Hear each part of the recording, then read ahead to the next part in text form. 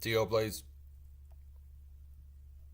Hey there, this is Tio bringing another Kerbal Space Program video, and today's video, like so many recent videos, I was very excited to put this footage together for you guys. I had an idea to create a video like this after watching The Expanse, one of my favorite TV shows. For those that don't know, The Expanse is a relatively realistic series set in space, and one of the cool future technologies that The Expanse has is what's called an Epstein drive. I think it's named after the inventor in the show. And it's basically a very efficient fusion drive that allows the ships in the series to constantly accelerate. And that's not something that you can currently do in KSP, because these are traditional rocket engines, or even with the ion engine, they're consuming propellant at a pretty fast rate, and you eventually just you run out of fuel. You have to use efficient transfers, efficient maneuvers, Hammond transfers specifically, and so you can't constantly accelerate. And so the series kind of expands on that, and it's really fascinating what they do. Basically, because you can constantly accelerate, you can simulate gravity. You could accelerate at 1g towards your target. Number one, you're going to get to the target significantly faster, and number two, you're experiencing gravity the entire way there. So you can walk around the ship. You can perform surgery if you have a med bay on your ship. There's a lot of things you can do under gravity in space, which is a really cool concept. It's very neat that they explored so much of that in a TV series. So anyway, to accomplish a constant acceleration trajectory in KSP, I am going to use the cheat menu. You're probably going to see that on screen here in a little while when I launch. So that's full disclosure. I'm probably going to put that in the notes of the video.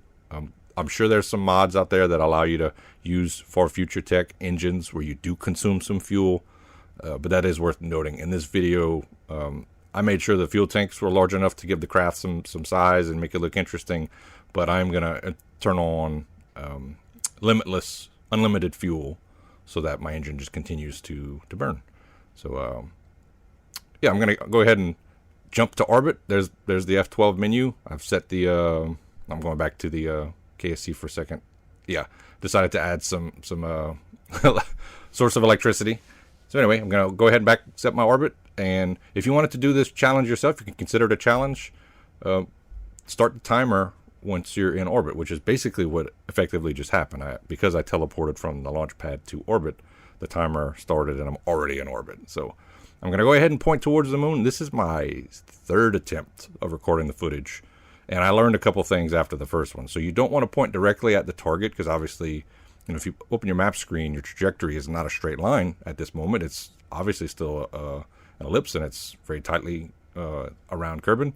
So to get my trajectory to hit the mun, you gotta point behind the mun, and the mun obviously is the target in this video. So I'm constantly accelerating. At this point, you'd obviously have cut the engine off a long time ago, but no, I'm gonna accelerate towards the mun. And you can see down at the bottom of the nav ball, I'm experiencing roughly 1g of acceleration. So the Kerbals are perfectly comfortable in the ship. In the Expanse, their seats actually rotate, and then their gravity's in the normal direction, which is a really cool concept. So at some point here in the next few seconds of the video, I'm going to have to flip and burn in the opposite direction. So I'm going to continue to experience acceleration in the different direction. So the ship pointing in this way now, so the Kerbals are experiencing gravity the same way they did before. The ship just happens to be changing speed in a different direction. So now I'm going to slowly cut some speed and ideally not crash into the mun.